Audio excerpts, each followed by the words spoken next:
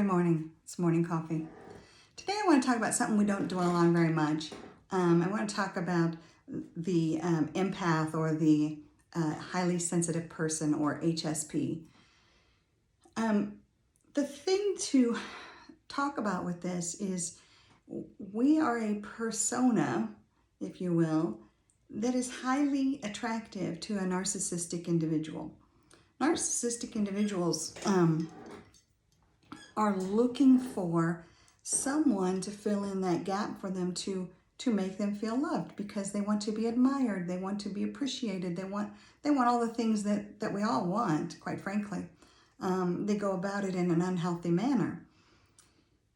The same is true of the empath and HSP. We want to feel loved. We have tremendous amount of love and compassion to give other people, and we want to do that. And so you see how easily these two come together and become an item, to the detriment of both, to be frankly honest with you, because both individuals need to learn how to have healthy boundaries. They need to learn how to project healthy relationship behaviors, and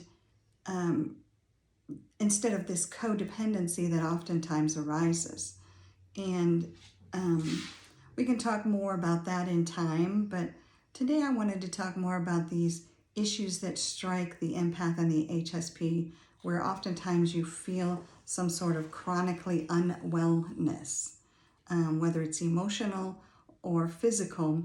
They are very real, and oftentimes they can improve, if not be completely eradicated, by a good focus on your spiritual and emotional well-being.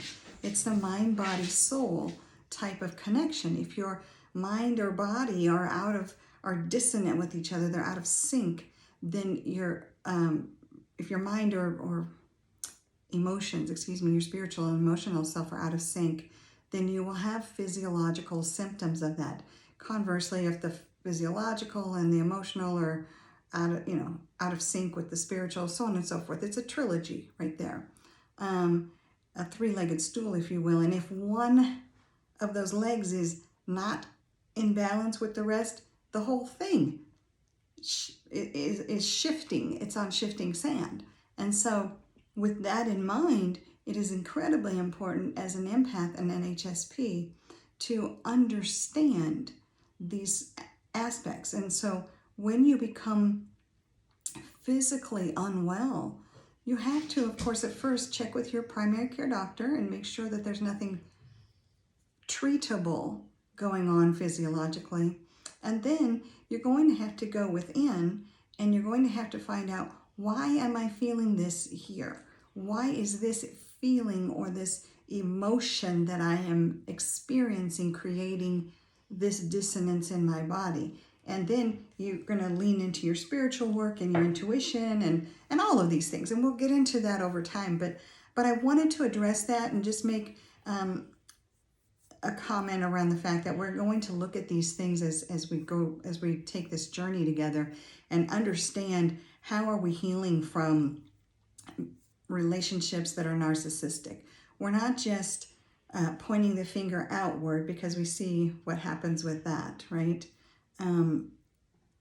We have to look at ourselves as well, and we have to discern, how do I become healthy? How do I begin to recognize these patterns within myself, so that when narcissistic energy comes at me, I'm able to quickly identify it and quickly take actions to, not in an unloving manner by any sort, but to lovingly send that energy on its way while keeping my space clean and pure. So those are some thoughts that I wanted to share with you that we're going to be looking into as we take this journey and as we grow and develop and become solid, secure individuals who are looking forward to every day with joy. What great, wonderful thing is going to happen today, as opposed to the usual, oh my gosh, it's whatever day it is of the week, and so that means it's going to be a terrible day. No,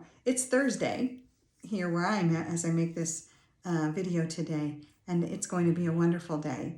I am not a Kansas City Chiefs fan, although I reside in this city, and so there's that. But everybody in this city is very, very, very excited today for good things because their team is opening day. So kudos to them. But I will forever be a Denver Broncos fan.